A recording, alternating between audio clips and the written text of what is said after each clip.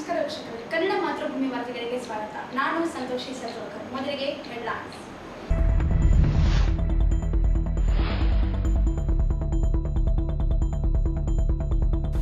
ಸಾರಿಗೆ ನೌಕರರ ಮುಷ್ಕರ, ತಡವಾಗಿ ರಸ್ತೆಗಿಳಿದ ಬಸ್ಗಳು, ಪ್ರಯಾಣಿಕರ ಪರದಾಟ.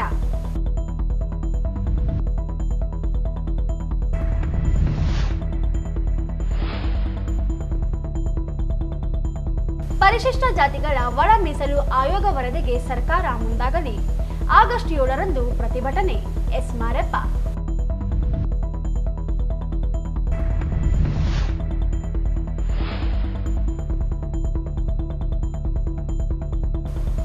ಹೈದರಾಬಾದ್ ಕರ್ನಾಟಕ ಜಿಲ್ಲೆಗಳಲ್ಲಿ ಶಿಕ್ಷಕರ ನೇಮಕಾತಿಗೆ ಸಿಎಂ ಮುಂದಾಗಲಿ. ರಾಘವೇಂದ್ರ ಕುಷ್ಟಗಿ.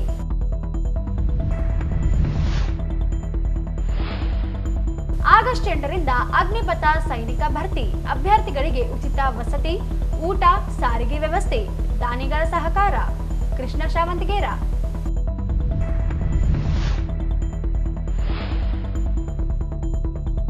ಕ್ಷತ್ರಿಯ ಸಮುದಾಯ ಒಳ ಪಂಗಡಗಳ ಒಂದುಗೂಡಿಸಿ ಒಕ್ಕೂಟ ರಚನೆ, ಶೀಘ್ರದಲ್ಲಿ ರಾಜ್ಯ ಮಟ್ಟದ ಸಮಾವೇಶ. ಜಯವಂತರಾವ್ ಪತಂಗೆ.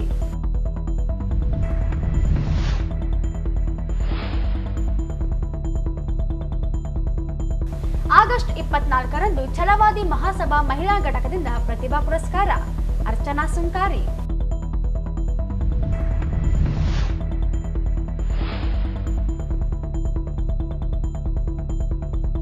ನಕಲಿ ಸಹಿ ಮಾಡಿ ಆಸ್ತಿ ಕಬಳಿಕೆ, ನ್ಯಾಯ ಒದಗಿಸಲು ಶಿವಶರಣಯ್ಯ ಸ್ವಾಮಿ ಹಿರೇಮಠ ಮನವಿ.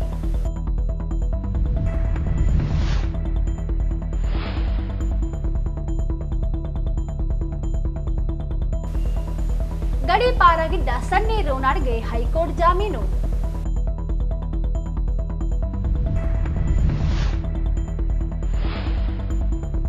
ನಕಲಿ ದಾಖಲಿಸಿ ಆಸ್ತಿ ಕಬಳಿಸಲು ಯತ್ನಿಸಿದ್ದ 5 ಜಾಮೀನು ತಿರಸ್ಕರಿಸಿ ಹೈಕೋರ್ಟ್. ಆರೋಪಿಗಳನ್ನು ಬಂಧಿಸದ ಪೊಲೀಸರು ಆರೋಪ.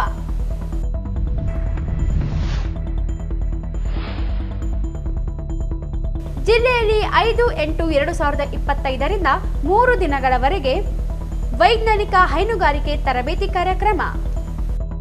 ವಾರ್ತೆಗಳ ವಿವರ. ವೇತನ ಪರಿಷ್ಕರಣೆ ಸೇರಿದಂತೆ ವಿವಿಧ ಬೇಡಿಕೆಗಳ ಈಡೇರಿಕೆಗೆ ಮುಂದಿಟ್ಟುಕೊಂಡು ಸಾರಿಗೆ ನಿಗಮಗಳ ನೌಕರರು ಮುಷ್ಕರ ಆರಂಭಿಸಿದ್ದು, ಬೆಳಗ್ಗೆ ಬಸ್ ಸಂಚಾರ ಸ್ಥಗಿತಗೊಳಿಸಿದ್ದರು. ಖಾಸಗಿ ಡ್ರೈವರ್ಗಳು ಹಾಗೂ ಕೆಲ ನೌಕರರ ಮೂಲಕ ಬಸ್ ಸಂಚಾರವನ್ನು ನಿಗಮವು ಆರಂಭಿಸಿತು. ಸಂಚಾರದ ಮಧ್ಯದಲ್ಲಿ ಮುಷ್ಕರ ಕಂಡು ಬಂದಲ್ಲಿ ಬಸ್ ನಿಲುಗಡೆ ಮಾಡುವುದಾಗಿ ನೌಕರರ ಹೇಳಿಕೆಯಿಂದ ಪ್ರಯಾಣಿಕರ ಆತಂಕದಲ್ಲಿದ್ದು, ಮುಷ್ಕರದ ಮಾಹಿತಿ ಇಲ್ಲದೆ ಕೆಲಸಕ್ಕೆ ಬಂದಿದ್ದ ಸಾರಿಗೆ ನೌಕರರು ಎಂದಿನಂತೆ ಬಸ್ ಚಲಾಯಿಸಲು ಮುಂದಾದರು. ಇದರಿಂದ ಸಾರಿಗೆ ನೌಕರರ ಮುಷ್ಕರ ಗೊಂದಲಕ್ಕೆ ಈಡಾಯಿತು. ರಾಜ್ಯಾದ್ಯಂತವಾಗಿ ಸಾರಿಗೆ ನೌಕರರು ಬೇಡಿಕೆ ಈಡೇರಿಕೆಗಾಗಿ ಸಿಎಂ ನೇತೃತ್ವದಲ್ಲಿ ನಡೆದ ಸಭೆ ವಿಫಲವಾದ ಬಳಿಕ ಮುಷ್ಕರಕ್ಕೆ ಮುಂದಾಗಿ ಕೆಲವು ಜಿಲ್ಲೆಗಳಲ್ಲಿ ಮುಷ್ಕರ ನಡೆಯುತ್ತಿವೆ. ಜಿಲ್ಲೆಯಲ್ಲಿ ಬೆಳಗ್ಗೆ 6 ಗಂಟೆಯಿಂದ ಸಾರಿಗೆ ನೌಕರರು ಬಸ್ ಸಂಚಾರ ಸ್ಥಗಿತಗೊಳಿಸಿ ಮುಷ್ಕರ ನಡೆಸಿದರು. ಬೆಳಗ್ಗೆ 10 ಗಂಟೆಯವರೆಗೆ ಮುಷ್ಕರ ನಡೆಸಲಾಯಿತು. ಬಳಿಕ ನೌಕರರು ಮುಷ್ಕರದ ಗೊಂದಲದಿಂದಾಗಿ ಕೆಲಸಕ್ಕೆ ಹಾಜರಾಗಿದ್ದಾರೆ. ಜಿಲ್ಲೆ ಸೇರಿದಂತೆ ಹೊರ ಜಿಲ್ಲೆಗೆ ತೆರಳುವ ಬಸ್ಗಳು ಸಂಚಾರ ಆರಂಭಿಸಿದ್ದು, ಬಸ್ ಸಂಚಾರದ ವೇಳೆ ಮುಷ್ಕರ ಕಂಡುಬಂದಲ್ಲಿ ಸಂಚಾರ ಸ್ಥಗಿತಗೊಳಿಸುವುದಾಗಿ ಹೇಳಿದ್ದರಿಂದ ಪ್ರಯಾಣಿಕರಿಗೆ ಗೊಂದಲ ಉಂಟಾಗಲು ಕಾರಣವಾಯಿತು.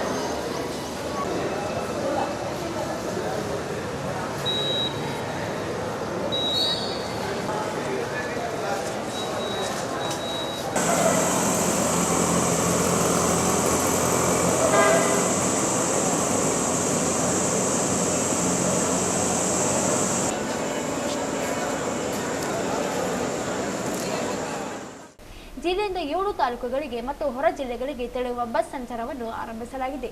ಜಿಲ್ಲೆಯಲ್ಲಿ ಯಾವುದೇ ಮುಷ್ಕರ ನಡೆದಿಲ್ಲ, ಹಿಂದೆ ಸರಿದಿದ್ದಾರೆ ಎಂದು ಹೇಳಲಾಗುತ್ತಿದೆ.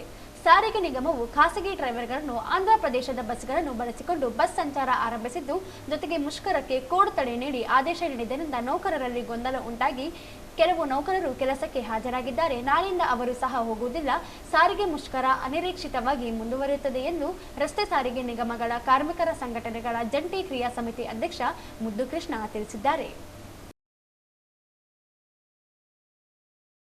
ಪರಿಶಿಷ್ಟ ಜಾತಿಗಳ ಒಳ ಮೀಸಲು ವರ್ಗೀಕರಣಕ್ಕೆ ರಚಿಸಲಾಗಿರುವ ನ್ಯಾಯಮೂರ್ತಿ ನಾಗಮೋಹನ್ ದಾಸ್ ನೇತೃತ್ವದ ಸಮಿತಿ ಅಂತಿಮ ವರದಿಯನ್ನು ಸರ್ಕಾರಕ್ಕೆ ನೀಡಿದೆ. ರಾಜ್ಯ ಮುಖ್ಯಮಂತ್ರಿಗಳು ಆಗಸ್ಟ್ 7ರಂದು ಸಚಿವ ಸಂಪುಟದಲ್ಲಿ ಚರ್ಚಿಸಿ ನಿರ್ಧರಿಸುವುದಾಗಿ ಮಾತ್ರ ಹೇಳಿದ್ದಾರೆ.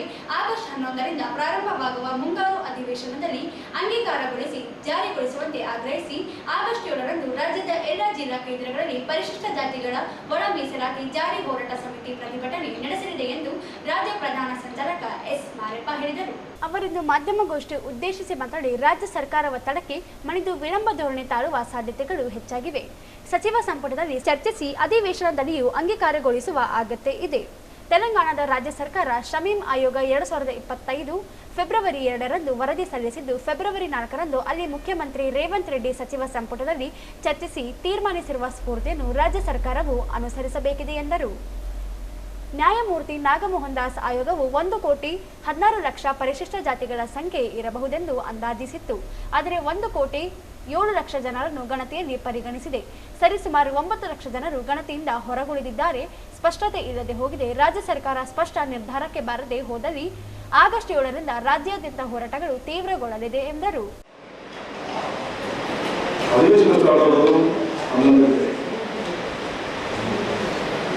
ಆದರೆ ನಾವು ಚರ್ಚಿಸಿ ಅಧಿವೇಶನದಲ್ಲಿ ಮಂಡಿಸಿ ನಾವು ಜಾರಿಗೊಳಿಸ್ತೀವಿ ಅಂತಕ್ಕಂಥ ಮಾತು ಸಿದ್ದರಾಮಯ್ಯ ಅವರು ಹೇಳಿಲ್ಲ. ಇದನ್ನ ನಮ್ಮ ರಾಜ್ಯದ ತುಂಬ ಪ್ರಮುಖ ಸೀನಿಯರ್ ಪತ್ರಕರ್ತರು ಇದನ್ನು ಗಮನಿಸಿದೆ. ಈ ವಿಷಯ ರೇವಂತ್ ರೆಡ್ಡಿಗೆ ಇವರಿಗೆ ಒಂದು ವ್ಯತ್ಯಾಸ ಇಲ್ಲಿ ನಾವು ಕಾಣಿಸ್ಕೊಳ್ತದೆ. ಫೆಬ್ರವರಿ 2ಕ್ಕೆ ಶಮೀಂ ಆಯೋಗದವರು ವರದಿ ಸಲ್ಲಿಸಿದೆ. ಫೆಬ್ರವರಿ 4ಕ್ಕೆ ಅವರ ಅಧಿವೇಶನದಲ್ಲಿ ಇಟ್ಟು ಪಾಸ್ ಮಾಡಿದ್ರು. ಎಷ್ಟು 3 ದಿವಸಕ್ಕೆ ಅದಾಗಿದೆ. ಅದು ಓಪನ್ ಹೇಳ್ಕೊಂಡಿದ್ರು, ನಾನು ಬೇಗ ಮುಗಿಸ್ತಿದ್ದೀನಿ ಅಂತ ಹೇಳ್ಕೊಂಡಿದ್ರು. ಆದರೆ ಸಿದ್ದರಾಮಯ್ಯ ಅವರು ಆರೋಗ್ಯದಿಂದ ಮಾತಾಡಿಲ್ಲ.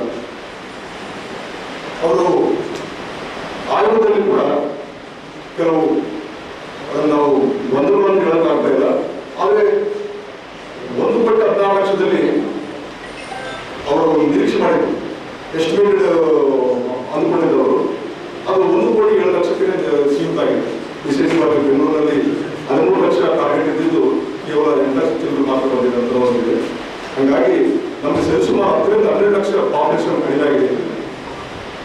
SCಗಳ ಪಾಪ್ಯುಲೇಷನ್ನೇ 9 ಲಕ್ಷ ಮಂದಿ ಕೈ ಬಿಟ್ಟಿದ್ದಾರೆ, ಹೇಳ್ಕೊಂಡಿಲ್ಲ, ತಾವು ಕ್ಯಾಸ್ಟನ್ನು ಹೇಳ್ಕೊಂಡಿಲ್ಲ ಅನ್ನೋದು ಕೂಡ ಹೊರಗೆ ಬಂದಿದ್ದ ವಿಷಯ. ರೀಸನ್ ಅಂದರೆ 1,14,16,00,000 1,07,00,000 9 ಲಕ್ಷ ಮಂದಿ ಹೇಳ್ಕೊಂಡಿಲ್ಲ ಅಂತ ಅರ್ಥ.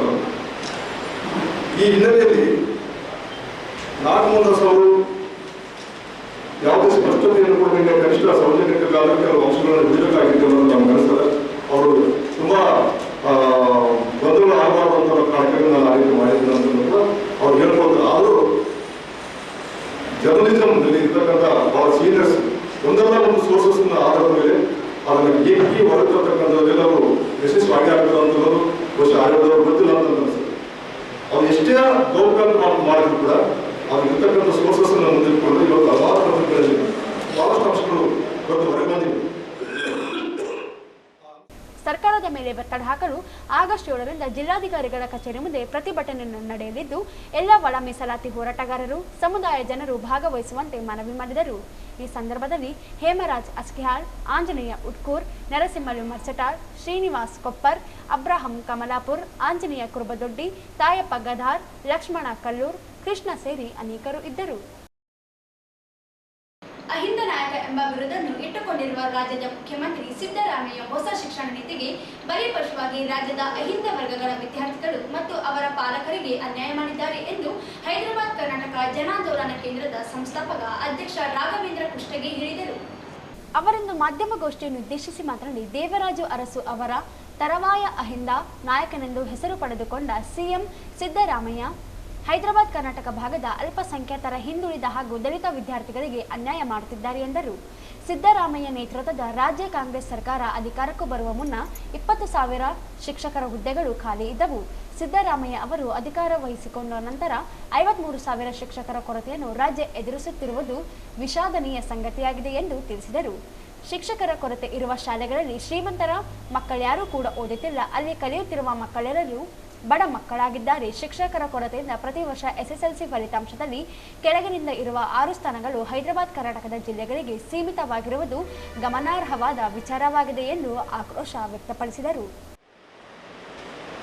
ಬಹಳ ವಿಷಾದದಿಂದ ಹೇಳುವ ಪ್ರಶ್ನೆ ಏನಂದರೆ, ನಮ್ಮ ಸನ್ಮಾನ್ಯ ಮುಖ್ಯಮಂತ್ರಿ ಸಿದ್ದರಾಮಯ್ಯ ಅವರ ಮೇಲೆ ಅಪಾರ ಗೌರವ ಇಟ್ಟುಕೊಂಡು ನಾನು ಒಂದೆರಡು ಮಾತುಗಳನ್ನು ಹೇಳ್ತೇನೆ. ದೇವರಾಜ ಅರಸು ತರುವಾಯ ಹಿಂದುಳಿದ ವರ್ಗಗಳ ಒಂದು ಹರಿಕಾರ ಅವರು. ಅಹಿಂದಂತೇನಿದೆ, ಅಲ್ಪಸಂಖ್ಯಾತ ದಲಿತ ಮತ್ತು ಹಿಂದುಳಿದ ವರ್ಗದ ಹಿತಾಸಕ್ತಿಯ ಒಂದು ಗಟ್ಟಿ ಕಾಳು ಸಿದ್ದರಾಮಯ್ಯ ಅವರಿಂದ ಬಹಳಷ್ಟು ನಿರೀಕ್ಷೆ ಇಟ್ಕೊಂಡಿದೆ ಸಮಾಜ, ಈ ರಾಜ್ಯ ಅಂತ. ಅವರೇ ಮುಖ್ಯಮಂತ್ರಿಯಾಗಿರ್ತಕ್ಕಂಥ ಈ ಸಂದರ್ಭದಲ್ಲಿ ಇಡೀ ಕರ್ನಾಟಕದ, ವಿಶೇಷವಾಗಿ ಹೈದರಾಬಾದ್ ಕರ್ನಾಟಕದ ಅಹಿಂದ ವರ್ಗದ ಮಕ್ಕಳಿಗೆ, ಪಾಲಕರಿಗೆ ಘನಘೋರ ಅನ್ಯಾಯ ಆಗಿದ್ದನ್ನು ಈ ಮೂಲಕ ತಮ್ಮ ಗಮನಕ್ಕೆ ತರ್ತಾ ಇದೆ. ನಮ್ಮ ಹಿಂದುಳಿದ ಭಾಗದ ಹಿಂದುಳಿದ ವರ್ಗ ಜನಜಾತಿಯ, ದಲಿತ ಅಲ್ಪಸಂಖ್ಯಾತ ಜನಜಾತಿಯ ಬಡ ಮಕ್ಕಳು ಹೋಗೋದು ಸರ್ಕಾರಿ ಪ್ರಾಥಮಿಕ ಶಾಲೆ, ಮಾಧ್ಯಮಿಕ ಶಾಲೆ, ಹೈಸ್ಕೂಲ್. ಇವತ್ತು ಕರ್ನಾಟಕದೊಳಗೆ ಸಿದ್ದರಾಮಯ್ಯ ಅವರು ಮುಖ್ಯಮಂತ್ರಿ ಆಗುವ ಸಂದರ್ಭದಲ್ಲಿ 20,000 ಶಿಕ್ಷಕ ಹುದ್ದೆಗಳು ಖಾಲಿ. ಸಿದ್ದರಾಮಯ್ಯ ಅವರು ನಾವೇ ನಿರೀಕ್ಷೆ ಮಾಡಿದ್ವಿ, ಸಿದ್ದರಾಮಯ್ಯ ಬಂದು 20,000 ಹುದ್ದೆಗಳನ್ನು ತುಂಬುತ್ತಾರೆ ಅಂತ ನಾವು ಲೆಕ್ಕ ಹಾಕಿ. ವ್ಯತಿರಿಕ್ತವಾಗಿ ಸಿದ್ದರಾಮಯ್ಯ ಅವರು ಮುಖ್ಯಮಂತ್ರಿ ಆದ ಮೇಲೆ 20,000 ಇದ್ದದ್ದು ಇವತ್ತು 53,000 53,000 ಶಿಕ್ಷಕ ಹುದ್ದೆಗಳು ಖಾಲಿಯಾಗಿವೆ. ಇನ್ನು 6 ತಿಂಗಳಿಗೆ ರಿಟೈರ್ ಆಗ್ತಕ್ಕಂಥ ಟೀಚರ್ಸನ್ನ ಲೆಕ್ಕ ಹಾಕಿದರೆ ಇವತ್ತಿನ ದಿವಸ 60,000 ಶಿಕ್ಷಕರು ರಾಜ್ಯದೊಳಗೆ ಇಲ್ಲ, ಕೊರತೆ ಇದೆ. ಇಂಥ 60,000 ಶಿಕ್ಷಕರು ಇಲ್ಲದೆ ಇರ್ತಕ್ಕಂಥ ಒಂದು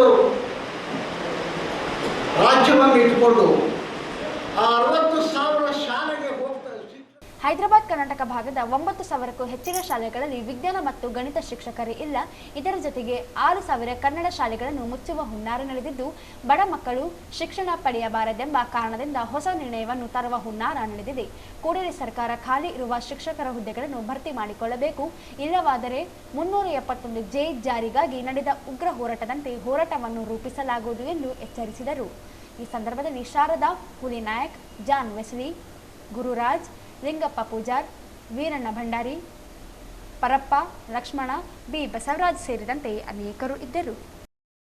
ಜಿಲ್ಲಾಡಳಿತ ಸಹಯೋಗದಲ್ಲಿ ಆಗಸ್ಟ್ 8ರಿಂದ 25ರವರೆಗೆ ನಗರದ ಕೃಷಿ ವಿಶ್ವವಿದ್ಯಾಲಯದ ಆವರಣದಲ್ಲಿ ನಡೆಯಲಿರುವ ಅಗ್ನಿಪಥ ಸೇನಾ ನೇಮಕಾತಿ ರ್ಯಾಲಿಯಲ್ಲಿ ಭಾಗವಹಿಸುವ ಎಲ್ಲ ಅಭ್ಯರ್ಥಿಗಳಿಗೆ ಉಚಿತ ಊಟ, ವಸತಿಯನ್ನು ಅನೇಕ ಸಂಘ ಸಂಸ್ಥೆಗಳ ನೆರವಿನಿಂದ ವ್ಯವಸ್ಥೆ ಮಾಡಲಾಗಿದೆ ಎಂದು ಆಹಾರ ಇಲಾಖೆ ಉಪನಿರ್ದೇಶಕ ಕೃಷ್ಣ ಶ್ರಾವತಿಗೇರ ಹೇಳಿದರು.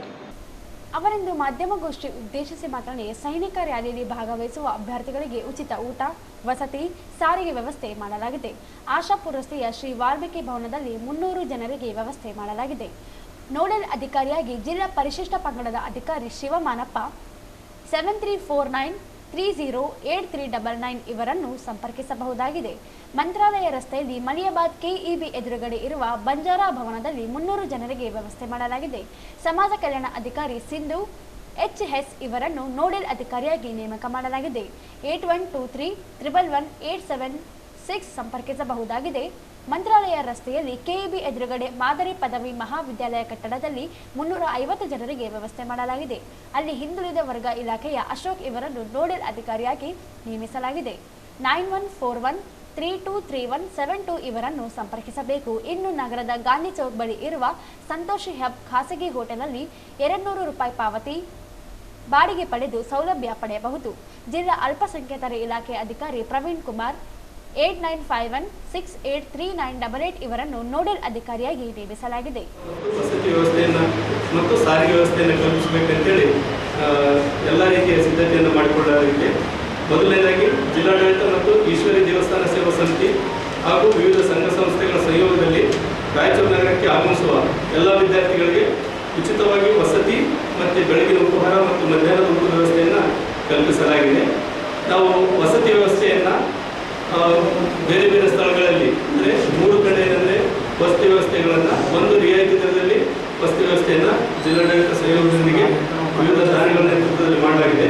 ಮೊದಲನೇದಾಗಿ ವಾಲ್ಮೀಕಿ ಭವನ, ಆಶಾಪುರ ರಸ್ತೆಯಲ್ಲಿರುವ ವಾಲ್ಮೀಕಿ ಭವನದಲ್ಲಿ ಕನಿಷ್ಠ ಒಂದು 300 ಜನಕ್ಕೆ ಆಗುವಷ್ಟು ವಸತಿ ವ್ಯವಸ್ಥೆಯನ್ನು ಉಚಿತವಾಗಿ ಮಾಡಲಾಗಿದೆ. ಅಲ್ಲಿ ನಾವು ಒಬ್ಬ ನೋಡಲ್ ಅಧಿಕಾರಿಗಳನ್ನು ನೇಮಕ ಮಾಡಿದ್ದೇವೆ. ಶಿವಮಾನಪ್ಪ ಅಂತೇಳಿ ಜಿಲ್ಲಾ ಪರಿಶಿಷ್ಟ ವರ್ಗಗಳ ಕಲ್ಯಾಣಾಧಿಕಾರಿಗಳು ಅವರನ್ನು ನೇಮಕ ಮಾಡಿ ಅಲ್ಲಿ ಎಲ್ಲ ಬರ್ತಕ್ಕಂಥ ವಿದ್ಯಾರ್ಥಿಗಳಿಗೆ ಹಾಸಿಗೆ ವ್ಯವಸ್ಥೆ ಆಗಿರ್ಬೋದು ಅಥವಾ ಕುಡಿಯ ನೀರಿನ ವ್ಯವಸ್ಥೆ ಆಗಿರ್ಬೋದು ಅಥವಾ ಟಾಯ್ಲೆಟ್ ವ್ಯವಸ್ಥೆ ಆಗಿರ್ಬೋದು ಎಲ್ಲ ಮೂಲಭೂತ ಸೌಕರ್ಯಗಳನ್ನು ಒದಗಿಸುವಂತೆ ಅವ್ರಿಗೆ ಈಗಾಗಲೇ ವಿವಿಧ ಭಾಳಷ್ಟು ಸಾರಿ ಏನಂದರೆ ಸಭೆಗಳನ್ನು ಮಾಡಿ ಸೂಚನೆಗಳನ್ನು ಕೊಡಲಾಗಿದೆ. ಹಾಗೆ ಇನ್ನೊಂದು ಬಂಜಾರ ಭವನ ಅಂತೇಳಿ ಮಲೆಬಾದ್ ಹತ್ರ ಇರ್ತಕ್ಕಂಥ ಮಕ್ಕಳ ರಸ್ತೆಯಲ್ಲಿ ಬಂಜಾರ ಭವನ ಅಂತೇಳಿದೆ. ಅಲ್ಲಿ ಕೂಡ ಏನಂದರೆ ಸುಮಾರು 300 ಜನಕ್ಕೆ ಏನಾದರೂ ವಸತಿ ವ್ಯವಸ್ಥೆ ಆಗುವಷ್ಟು ಸಾಕಷ್ಟು ಜಾಗ ಇದೆ. ಅಲ್ಲಿ ಒಬ್ಬ ನೋಡಲ್ ಅಧಿಕಾರಿಗಳನ್ನು ನೇಮಕ ಮಾಡಲಾಗಿದೆ. ಅವರ ಹೆಸರು ಬಂದುಬಿಟ್ಟು ಶ್ರೀಮತಿ ಸಿಂಧು HS ಅಂತೇಳಿ, ಉಪನಿರ್ದೇಶಕರು ಸಮಾಜ ಕಲ್ಯಾಣ ಇಲಾಖೆ. ಇವರ ಒಂದು ಮೊಬೈಲ್ ಸಂಖ್ಯೆಯನ್ನು ಕೂಡ ನಾವು ತಮಗೆಲ್ಲ ಈಗಲೇ ಶೇರ್ ಮಾಡಿದ್ದೇವೆ. ಅವರು ಏನಂದರೆ ನೋಡಲ್ ಅಧಿಕಾರಿಯಾಗಿ ಅಲ್ಲಿ ಎಲ್ಲ ಕುಡಿಯ ನೀರಿನ ವ್ಯವಸ್ಥೆ ಮತ್ತು ಏನಂದರೆ ವಸತಿಗೆ ಬೇಕಾಗಿರ್ತಕ್ಕಂಥ ಮೂಲಭೂತ ಸೌಕರ್ಯಗಳನ್ನು ಸಂಪೂರ್ಣ ನೋಡ್ಕೊಳ್ತಕ್ಕಂಥ ಜವಾಬ್ದಾರಿಯನ್ನು ಹೊಂದಿರ್ತಾರೆ. ಅದೇ ರೀತಿಯಾಗಿ ಮಾಡೆಲ್ ಡಿಗ್ರಿ ಕಾಲೇಜ್ ಅದೇ ಬಂಜಾರ ಭವನ ಹತ್ತಿರನೇ ಮಂತ್ರಾಲಯ ರಸ್ತೆಯಲ್ಲಿರ್ತಕ್ಕಂಥದ್ದು. ಅಲ್ಲಿ ಏನಂದರೆ ಮಾಡೆಲ್ ಡಿಗ್ರಿ ಕಾಲೇಜಲ್ಲಿ ಕೂಡ ಏನಂದರೆ ಸುಮಾರು 300ರಿಂದ 350 ಜನಕ್ಕೆ ಆಗುವಷ್ಟು ವಸತಿ ವ್ಯವಸ್ಥೆ ಇದೆ. ಅಲ್ಲಿ ಕೂಡ ನಾವು ಅಗ್ನಿಪಥ್ ಸೈನಿಕ ರ್ಯಾಲಿಯಲ್ಲಿ ಭಾಗವಹಿಸಲು ಆಗಮಿಸುವ ಅಭ್ಯರ್ಥಿಗಳಿಗೆ 5 ಸಾರಿಗೆ ಬಸ್ ವ್ಯವಸ್ಥೆ ಮಾಡಲಾಗಿದೆ. ಕೇಂದ್ರ ಬಸ್ ನಿಲ್ದಾಣ, ರೈಲ್ವೆ ನಿಲ್ದಾಣದಿಂದ ವಸತಿ ನಿಲಯಗಳಿಗೆ ತೆರಳಲು ರಿಯಾಯಿತಿ ದರ 10 ರೂಪಾಯಿ ಪಾವತಿ ಸಂಚರಿಸಬಹುದಾಗಿದೆ. ಪ್ರಾದೇಶಿಕ ಸಾರಿಗೆ ಅಧಿಕಾರಿ ನಾಗರಾಜ್ ನಾಯಕ್ 9448609954 ಇವರನ್ನು ನೋಡಲ್ ಅಧಿಕಾರಿಯಾಗಿ ನಿಯುಕ್ತಿಗೊಳಿಸಲಾಗಿದೆ. ಎಲ್ಲ ವಸತಿ ನಿಲಯಗಳಲ್ಲಿ ಕುಡಿಯುವ ನೀರು ಸೇರಿದಂತೆ ಇತರೆ ಸೌಲಭ್ಯಗಳ ವ್ಯವಸ್ಥೆ ನಿರ್ವಹಣೆಗೆ ನೋಡಲ್ ಅಧಿಕಾರಿಯಾಗಿ RWS EE ನಾಗೇಶ್ ಇವರನ್ನು ನೇಮಿಸಲಾಗಿದೆ. ಕೃಷಿ ವಿಶ್ವವಿದ್ಯಾಲಯದ 2ನೇ ಗೇಟ್ ಹತ್ತಿರ ಎಲ್ಲ ಅಭ್ಯರ್ಥಿಗಳಿಗೆ ಬೆಳಗಿನ ಉಪಹಾರ, ಮಧ್ಯಾಹ್ನ ಊಟ ವ್ಯವಸ್ಥೆಯನ್ನು ದಾನಿಗಳ ನೆರವಿನಿಂದ ವ್ಯವಸ್ಥೆ ಮಾಡಲಾಗಿದೆ. ನಗರದ ಡ್ಯಾಡಿ ಕಾಲೋನಿಯ ಈಶ್ವರ ದೇವಸ್ಥಾನ ಊಟದ ವ್ಯವಸ್ಥೆ ಮಾಡಿದೆ. ಅಕ್ಕಿ ಗಿರಣಿ ಮಾಲೀಕರ ಸಂಘದಿಂದ 18 ದಿನ ನಡೆಯುವ ಶಿಬಿರದಲ್ಲಿ ಭಾಗವಹಿಸುವ ಅಭ್ಯರ್ಥಿಗಳಿಗೆ ಬೇಕಾಗುವ ಅಕ್ಕಿಯನ್ನು ಉಚಿತವಾಗಿ ನೀಡಲು ಮುಂದೆ ಬಂದಿದೆ. ಅದೇ ರೀತಿ ತರಕಾರಿ ಮಾರಾಟಗಾರರ ಸಂಘದಿಂದ ಉಚಿತವಾಗಿ ತರಕಾರಿ ಪೂರೈಕೆ ಮಾಡಲು ಸಮ್ಮತಿಸಿದ್ದಾರೆ. PDOಗಳ ಸಂಘದಿಂದ 50,000, ಸರ್ಕಾರಿ ನೌಕರರ ಸಂಘದಿಂದ 50,000 ರೂಪಾಯಿ, ಮಾಜಿ ಸೈನಿಕರ ಸಂಘ ಸೇರಿದಂತೆ ಅನೇಕ ಸಂಘ ಸಂಸ್ಥೆಗಳ ಸಹ ಆರ್ಥಿಕ ನೆರವು ನೀಡಲು ಮುಂದೆ ಬಂದಿವೆ ಎಂದರು. DOBC ಅವರು ಬ್ಯಾಕ್ವರ್ಡ್ ಕ್ಲಾಸಸ್ ಅಧಿಕಾರಿಗಳು ಅವರನ್ನು ನೋಡಲ್ ಅಧಿಕಾರಿಯಾಗಿ ನೇಮಕ ಮಾಡಲಾಗಿದೆ. ಹಾಗೆಯೇ ರಾಯಚೂರು ನಗರಕ್ಕೆ ಆಗಮಿಸುವಂಥ ವಿದ್ಯಾರ್ಥಿಗಳಿಗೆ ಸಂತೋಷ ಹಬ್ಬ ಅಂತೇಳಿ ಗಾಂಧಿ ಚೌಕ್ ಹತ್ತಿರ ಅಲ್ಲಿ ಖಾಸಗಿ ಹೋಟೆಲ್ ಇದೆ. ಅಲ್ಲಿ ಅವರು ಖಾಸಗಿ ಹೋಟೆಲ್ ಮಾಲೀಕರ ಸಂಘವನ್ನು ನಾವು ರಿಕ್ವೆಸ್ಟ್ ಮಾಡಿದಾಗ ಅವರು ಕೇವಲ 200 ರೂಪಾಯಿಗೆ ಬೆಡ್ ವ್ಯವಸ್ಥೆ ಮತ್ತು ಏನಂದರೆ ಆಟ ವ್ಯವಸ್ಥೆ ಅದನ್ನು ಮಾಡೋಕ್ಕೆ ಒಪ್ಪಿಗೆ ಕೊಟ್ಟಿದ್ದಾರೆ. ಹಾಗೆಯೇ ವಿದ್ಯಾರ್ಥಿಗಳು ಒಪ್ಪಿದರೆ ಕನಿಷ್ಠ ದರದಲ್ಲಿ ಅಂದರೆ ಅಲ್ಲಿ ಹೋಟೆಲಲ್ಲಿ ಕನಿಷ್ಠ ದರದಲ್ಲಿ ಒಂದು 20 ರೂಪಾಯಿಗಳಿಂದ ಟಿಫಿನ್, ಆಮೇಲೆ ಏನಂದರೆ 50 ರೂಪಾಯಿಗಳಿಂದ ಊಟದ ವ್ಯವಸ್ಥೆ ಕೂಡ ನಾನು ಮಾಡ್ತೀನಿ ಅನ್ನೋ ಮಾತನ್ನು ಅವರು ನಮಗೆ ಸಭೆಯಲ್ಲಿ ಮಾತನಾಡಿಕೊಂಡಿದ್ದಾರೆ. ಅಲ್ಲಿ ನೋಡಿಕೊಳ್ಳತಕ್ಕಂಥ ಒಬ್ಬ ನೋಡಲ್ ಅಧಿಕಾರಿಯಾಗಿ ಪ್ರವೀಣ್ ಕುಮಾರ್ ಅಂತೇಳಿ ಜಿಲ್ಲಾ ಅಲ್ಪಸಂಖ್ಯಾತರ ಕಲ್ಯಾಣಾಧಿಕಾರಿ ಅವರನ್ನು ನೇಮಕ ಮಾಡಲಾಗಿದೆ. ಹಾಗೆಯೇ ಸಂತೋಷ 500 ಜನಕ್ಕೆ ಏನಂದರೆ ಅಗ್ರಿ ಯೂನಿವರ್ಸಿಟಿಗೆ ತಲುಪಿಸ್ತಕ್ಕಂಥ ವ್ಯವಸ್ಥೆಯನ್ನು ಮಾಡಿಕೊಳ್ಳಲಾಗಿದೆ. ಹಾಗೆಯೇ ಎಲ್ಲ ವಸತಿ ನಿಲಯಗಳಲ್ಲಿ ಕುಡಿಯುವ ನೀರಿನ ವ್ಯವಸ್ಥೆ ಅಥವಾ ಬಳಕೆಗೆ ವ್ಯವಸ್ಥೆಯನ್ನು RWS ಇವರನ್ನು ನಾಗೇಶ್ ಸರ್ ಇದ್ದಾರೆ, ಅವರನ್ನ ಏನಾದರೂ ನೋಡಲ್ ಅಧಿಕಾರಿಯನ್ನು ನೇಮಕ ಮಾಡಿದ್ದೀವಿ. ಯಾವುದೇ ರೀತಿಯಲ್ಲಿ ಅವರಿಗೆ ಮೂಲಭೂತ ಸೌಕರ್ಯಗಳು ವ್ಯತ್ಯಯ ಆಗದಂತೆ ಅಭ್ಯರ್ಥಿಗಳಿಗೆ ಆ ರೀತಿಯ ವ್ಯವಸ್ಥೆಯನ್ನು ಮಾಡಿಕೊಳ್ಳಲಾಗಿದೆ. ಹಾಗೆ ಕೃಷಿ ವಿಶ್ವವಿದ್ಯಾಲಯದ 2ನೇ ಗೇಟ್ ಆವರಣದಲ್ಲಿ ಎಲ್ಲ ವಿದ್ಯಾರ್ಥಿಗಳಿಗೆ ಭಾಳ ವಿಶೇಷವಾಗಿ ನಮ್ಮ ರಾಯಚೂರಿನ ಒಂದು ಹೃದಯ ಶ್ರೀಮಂತಿಕೆಯನ್ನು ಮುಂದೆ 2018ರಲ್ಲಿ ಹಿಂದೆ ಕೂಡ ಏನಂದ್ರೆ ಮೆರೆದಿದ್ರು. ಎಲ್ಲ ಸಾರ್ವಜನಿಕರೇ ಮುಂದೆ ಬಂದು ಉಚಿತವಾಗಿ ಉಪಹಾರ ಮತ್ತು ಮಧ್ಯಾಹ್ನದ ಊಟದ ವ್ಯವಸ್ಥೆಯನ್ನು ಮಾಡಿದ್ರು. ಅದೇ ರೀತಿಯಾಗಿ ಈವಾಗಲೂ ಕೂಡ ಜಿಲ್ಲಾಡಳಿತದ ಈಶ್ವರ ದೇವಸ್ಥಾನ ಸಮಿತಿ ಅಧ್ಯಕ್ಷ ಚಂದ್ರಶೇಖರ್ ಮಿರ್ಜಾಪುರ್ ಮಾತನಾಡಿ 2018ರಲ್ಲಿ ನಡೆದ ಸೇನಾ ಭರ್ತಿ ರ್ಯಾಲಿಯಲ್ಲಿ ದೇಶದಲ್ಲಿಯ ಮೊದಲ ಬಾರಿಗೆ ಉಚಿತ ಊಟ ವಸತಿ ವ್ಯವಸ್ಥೆ ಮಾಡಲಾಗಿತ್ತು. ಈ ವರ್ಷವೂ ಸಹ ಎಲ್ಲ ಸಂಘ ಸಂಸ್ಥೆಗಳ ನೆರವಿನೊಂದಿಗೆ ನಿರ್ವಹಿಸಲಾಗುತ್ತದೆ. ಈ ವರ್ಷ ಸರಿಸುಮಾರು 18 ಲಕ್ಷ ರೂಪಾಯಿ ವೆಚ್ಚವಾಗುವ ಅಂದಾಜಿದೆ. 11,800 ಜನರು ಭಾಗವಹಿಸಲಿದ್ದು 18 ದಿನ ನಡೆಯಲಿದೆ. ಪ್ರತಿದಿನ 860 ಜನರು ಭಾಗವಹಿಸಲಿದ್ದಾರೆ ಎಂದರು.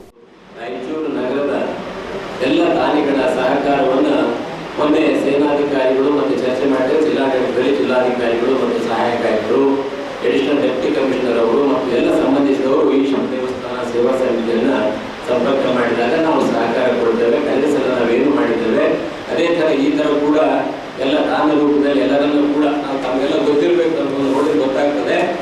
1 ಲಕ್ಷ ರೂಪಾಯಿ ಕೊಟ್ಟವರು ಕೂಡ ಇದ್ದಾರೆ, 1,000 ಕೊಟ್ಟವರು ಇದ್ದಾರೆ, 50 ರೂಪಾಯಿಗಳನ್ನು ಕೊಟ್ಟು ಅಲ್ಲಿ ಸ್ಫೂರ್ತಿಗೊಂಡು ಅಲ್ಲಿ ಸಹಾಯ ಸಹಕಾರವನ್ನು ನೀಡಿ ಅತ್ಯಂತ ಯಶಸ್ವಿಯಾಗಿ ಸೇನಾಧಿಕಾರಿಗಳು ಬಂದವರು ಲೆಫ್ಟಿನೆಂಟ್ ಕರ್ನಲ್ ಅವರು ಹೇಳಿದರು, ಇಡೀ ದೇಶದಲ್ಲಿ ಇಲ್ಲಿವರೆಗೆ ಈ ಥರ ಎಲ್ಲೂ ಕೂಡ ಆಗಿಲ್ಲ.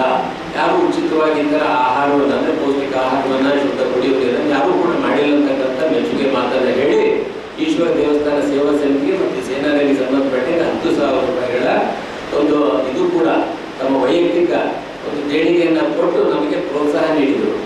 ನಮ್ಮ ರಾಯಚೂರು ಜಿಲ್ಲೆಗೆ ಹೆಸರು ಬರಬೇಕು. ಈಗಾಗಲೇ ಸೇನೆ ಗಡಿ ಕಾಯುವ ಸೇನೆ ಏನಿದೆ, ಸೇನಾಧಿಕಾರಿಗಳಿರ್ಬೋದು, ಸೇನೆಯ ಸಿಬ್ಬಂದಿಗಳಿರ್ಬೋದು, ರೈತರಿರ್ಬೋದು, ಇವರಿಗೆಲ್ಲರಿಗೆ ಹೆಚ್ಚಿನ ಒಂದು ಬೆಲೆ ಮಹತ್ವ ಬರಬೇಕಂತಂದ್ರೆ ನಾವು ಜನತೆ ಈಗಿನ ದಿನಮಾನಗಳಲ್ಲಿ ಪ್ರಸ್ತುತ ದಿನಮಾನಗಳಲ್ಲಿ ನಾವು ಹೆಚ್ಚಿನ ಒಂದು ಪ್ರೋತ್ಸಾಹವನ್ನು ಕೊಡ್ತಾ ಇರೋದು ಕಂಡು ಬರ್ತಾ ಇದೆ. ಈ ಸಲ ಕೂಡ ನಾವು ಕೆಲವರನ್ನ ಸಂಪರ್ಕ ಮಾಡಿದಾಗ ಎಲ್ಲ ಜನರು ಕೂಡ ನಾವು ಮುಂದೆ ಬರ್ತೇವೆ ಅಂತಕ್ಕಂಥದ್ದು ಹೇಳಿದಾಗ ಅದೆಲ್ಲರಿಗೂ ಕೂಡ ಜಿಲ್ಲಾಡಳಿತಕ್ಕೂ ಮತ್ತು ಏನು ಕಾರ್ಯನಿರ್ವಹಿಸತಕ್ಕಂಥ ಎಲ್ಲರಿಗೂ ಕೂಡ ಸಂತೋಷವನ್ನು ಉಂಟು ಮಾಡಿದೆ.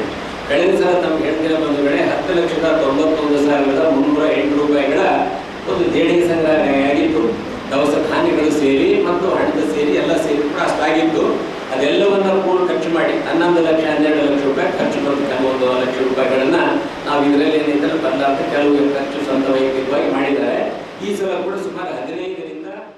ಈ ಸಂದರ್ಭದಲ್ಲಿ ತಹಶೀಲ್ದಾರ್ ಸುರೇಶ್ ವರ್ಮಾ, ಪುರುಷೋತ್ತಮ್ ಸಾವಿತ್ರಿ, ಮಾಜಿ ಸೈನಿಕರ ಸಂಘದ ಅಧ್ಯಕ್ಷ ಚೆನ್ನಾರೆಡ್ಡಿ, ಶಿವರಾಜ್ ಪಾಟೀಲ್ ಮಠಮಾರಿ, ಬಸವರಾಜ್, ತರಕಾರಿ ಮಾರಾಟಗಾರರ ಸಂಘದ ಎಕ್ಬಾಲ್, ಪ್ರಭುಗೌಡ ಹಂಚಿನಾಳ ಸೇರಿ ಇತರರು ಇದ್ದರು. ಕ್ಷತ್ರಿಯ ಸಮುದಾಯ 13 ಉಪ ಪಂಗಡಗಳು ಒಗ್ಗೂಡಿ ಜಿಲ್ಲಾ ಕ್ಷತ್ರಿಯ ಒಕ್ಕೂಟ ರಚಿಸಲಾಗಿದೆ. ಶೀಘ್ರದಲ್ಲಿಯೇ ರಾಜ್ಯ ಮಟ್ಟದ ಸಮ್ಮೇಳನ ನಡೆಸಲು ನಿರ್ಧರಿಸಲಾಗಿದೆ ಎಂದು ಸಮಿತಿ ಗೌರವಾಧ್ಯಕ್ಷ ಜಯವಂತರಾವ್ ಪತಕ್ಕೆ ಹೇಳಿದರು. ಅವರಿಂದು ಮಾಧ್ಯಮಗೋಷ್ಠಿ ಉದ್ದೇಶಿಸಿ ಮಾತನಾಡಿ, ನಗರದ ಮಾವಿನಕೆರೆ ಬಳಿ ಶಿವಾಜಿ ಮಹಾರಾಜ್ ಪುತ್ಥಳಿ ಹಾಗೂ ದೇವರಾಜ್ ಅರಸು ಪುತ್ಥಳಿ ಸ್ಥಾಪನೆಗೆ ಈಗಾಗಲೇ ಮನವಿ ಮಾಡಲಾಗಿದ್ದು ಮಂಜೂರಾತಿ ದೊರಕಿದೆ. ಶೀಘ್ರದಲ್ಲಿ ಸ್ಥಾಪನೆ ಕಾರ್ಯಕ್ರಮ ಆಯೋಜಿಸಲಾಗುತ್ತದೆ. ಎಲ್ಲದೆ ಸಮಾಜ ವಿವಿಧ ಉಪ ಪಂಗಡಗಳನ್ನು ಒಗ್ಗೂಡಿಸಲು ಸಮಾಜದವರೇ ಆದ ಕಾರ್ಮಿಕ ಸಚಿವ ಸಂತೋಷ್ ಲಾಡ್, ಕೆಗೆಆರ್ಡಿಬಿ ಅಧ್ಯಕ್ಷ ಅಜಯ್ ಸಿಂಗ್ ಸೇರಿ ಹಲವರನ್ನು ಆಹ್ವಾನಿಸಿ ರಾಜ್ಯ ಮಟ್ಟದ ಸಮಾವೇಶ ನಡೆಸಲಾಗುತ್ತದೆ ಎಂದರು. ಅಂಬಾಜಿರಾವ್ ಮೈದಾನಕರ್ ಮಾತನಾಡಿ, ಕ್ಷತ್ರಿಯ ಸಮಾಜದಲ್ಲಿ ಅನೇಕ ಉಪ ಪಂಗಡಗಳಿದ್ದು ಎಲ್ಲರನ್ನು ಸೇರಿ ಒಕ್ಕೂಟ ರಚಿಸಲಾಗಿದೆ. ಒಕ್ಕೂಟ ಅಧ್ಯಕ್ಷರಾಗಿ ಅಶೋಕ್ ಕುಮಾರ್ ಮೈದಾನಕರ್, ಉಪಾಧ್ಯಕ್ಷರಾಗಿ ಹನುಮಂತರಾಯ ಜಗತಾಪ, ಉಪಾಧ್ಯಕ್ಷರಾಗಿ ಶ್ರೀನಿವಾಸ್ ಪತಂಗೆ, ಪ್ರಧಾನ ಕಾರ್ಯದರ್ಶಿಯಾಗಿ ಶಿವರಾಮ್ ಸಿಂಗ್, ಜಂಟಿ ಕಾರ್ಯದರ್ಶಿಯಾಗಿ ರಾಜೇಂದ್ರ ಕುಮಾರ್ ಶಿವಾಳೆ, ಖಜಾಂಚಿಯಾಗಿದ್ದು ಸಿದ್ದರಾಮು ಸೂರ್ಯವಂಶಿ, ವಕ್ತರಾಗಿ ಅಂಬಾಜಿರಾವ್ ಮೈದಾನಕರ್ ಇವರನ್ನು ಆಯ್ಕೆ ಮಾಡಲಾಗಿದೆ. ಸಂಘಟನೆಯಿಂದ ಸಮಾಜದ ಬಡವರಿಗೆ ಸಹಕಾರಿಯಾಗಲು ಶೈಕ್ಷಣಿಕ, ರಾಜಕೀಯ ಪ್ರಾತಿನಿಧ್ಯ ಪಡೆಯಲು ಒಟ್ಟಾಗಿ ಕಾರ್ಯನಿರ್ವಹಿಸಲಿದೆ ಎಂದರು. ಬಹಳ ದಿವಸಗಳಿಂದ ನಾವು ಒಂದು ಒಕ್ಕೂಟ ಮಾಡಬೇಕಂತ ನಿರ್ಧಾರ ಮಾಡಿದ್ದೀವಿ. ಅದನ್ನು ಮೊನ್ನೆ ಎಲ್ಲ ಕ್ಷತ್ರಿಯರು ಒಂದು ಒಗ್ಗಟ್ಟಾಗಿ ಒಂದು ಬಲ ಬರಬೇಕು. ರಾಜಕೀಯವಾಗಿ ಇದು ನಾನ್ ಪೊಲಿಟಿಕಲ್ ಫಾರ್ಮ್ ಇದು. ಸರ್ಕಾರದಿಂದಾಗಲಿ ಏನು ಲಾಭವನ್ನು ಪಡೆಯಬೇಕು, ನಮ್ಮಲ್ಲಿ ಬಹಳಷ್ಟು ಜನ ಬಡವರಿದ್ದಾರೆ, ಬಟ್ಟೆ ಒಲೆಯವರಿದ್ದಾರೆ, ಅವಾಗೆಲ್ಲ ಸರ್ಕಾರದಿಂದ ನಮ್ಮವರೇ ಮಂತ್ರಿಯವರಿದ್ದಾರೆ. ಅದಕ್ಕೆ ಅವ್ರಿಗೆಲ್ಲ ಲಾಭ ಆಗಲಿ ಅಂತ ಹೇಳೋ ಉದ್ದೇಶದಿಂದ ಇದನ್ನು ನಾವು ಮಾಡ್ತಾ ಇದ್ದೀವಿ. ಮುಂದಿನ ದಿನಗಳಲ್ಲಿ ನಾವು ರಾಮಫಲ ಮಾತ್ರ ಶಿವಾಜಿ ಅವರ ಪುತ್ಥಳಿಯನ್ನು ಅನಾವರಣ ಮಾಡಲಿಕ್ಕೆ ಮಾಡಿದ್ದೀವಿ. ಈಗಾಗಲೇ ಅದರ ಆರ್ಡರ್ ಕೂಡ ಮಾಡಿದ್ದೀವಿ.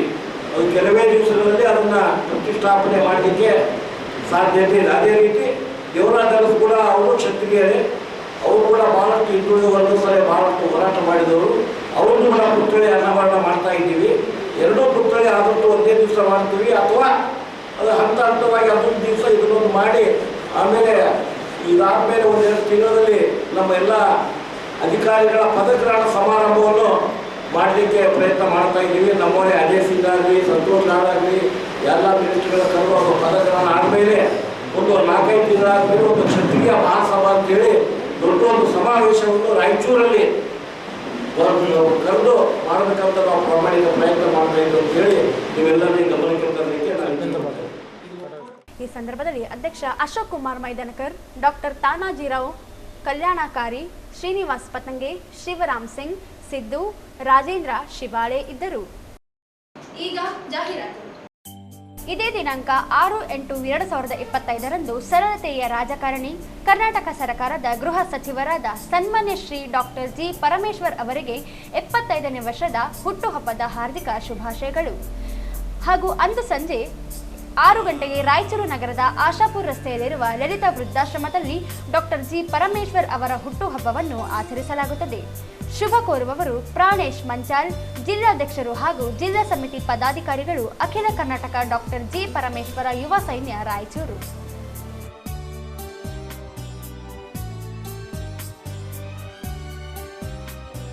ಇದೇ ದಿನಾಂಕ 6/8/2025 ಸರಳತೆಯ ರಾಜಕಾರಣಿ, ಕರ್ನಾಟಕ ಸರ್ಕಾರದ ಗೃಹ ಸಚಿವರಾದ ಸನ್ಮಾನ್ಯ ಶ್ರೀ ಡಾಕ್ಟರ್ ಜಿ ಪರಮೇಶ್ವರ್ ಅವರಿಗೆ 75ನೇ ವರ್ಷದ ಹುಟ್ಟುಹಬ್ಬದ ಹಾರ್ದಿಕ ಶುಭಾಶಯಗಳು. ಹಾಗೂ ಅಂದು ಸಂಜೆ 6 ಗಂಟೆಗೆ ರಾಯಚೂರು ನಗರದ ಆಶಾಪುರ ರಸ್ತೆಯಲ್ಲಿರುವ ಲಲಿತಾ ವೃದ್ಧಾಶ್ರಮದಲ್ಲಿ ಡಾಕ್ಟರ್ ಜಿ ಪರಮೇಶ್ವರ್ ಅವರ ಹುಟ್ಟುಹಬ್ಬವನ್ನು ಆಚರಿಸಲಾಗುತ್ತದೆ. ಶುಭ ಕೋರುವವರು ಪ್ರಾಣೇಶ್ ಮಂಚಾಲ್, ಜಿಲ್ಲಾಧ್ಯಕ್ಷರು ಹಾಗೂ ಜಿಲ್ಲಾ ಸಮಿತಿ ಪದಾಧಿಕಾರಿಗಳು, ಅಖಿಲ ಕರ್ನಾಟಕ ಡಾಕ್ಟರ್ ಜಿ ಪರಮೇಶ್ವರ ಯುವ ಸೈನ್ಯ ರಾಯಚೂರು.